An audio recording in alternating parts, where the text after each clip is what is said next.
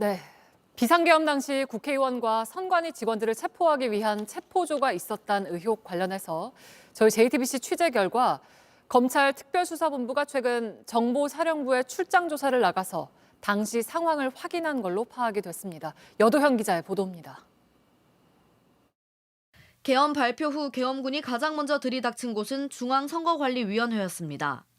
출동 시간 역시 계엄 발표 시간보다 2시간 빨랐습니다. 당일 선관위 CCTV에는 총기로 무장한 병력이 들어가는 모습도 나옵니다. 윤석열 대통령은 질서 유지를 위한 소수 병력만 투입했다고 했지만 반대되는 정황은 또 나왔습니다. 이때 동원된 정보사령부 산하 북파공작원 부대의 임무가 핵심 실무자 납치였다는 겁니다. 정보사 요원 38명이 정보사에 모여서 실제 선관위 직원 30명을 납치해서 비환 문석으로 이송하라는 그러한 제보 내용이었습니다. 납치 대상 30명 명단에는 노태학 선거관리위원장이 포함됐다고도 했습니다. JTBC 취재 결과 검찰 특별수사본부도 정보사령부 체포조 운영 의혹을 조사 중인 것으로 확인됐습니다.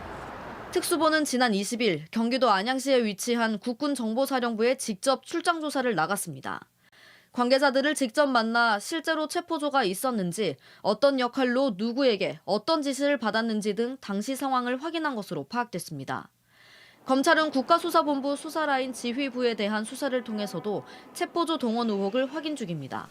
우종수 국가수사본부장의 휴대전화를 압수해 이른바 국수본이 정치인 체포를 위해 강력계 형사들을 지원했는지 살펴보는 겁니다.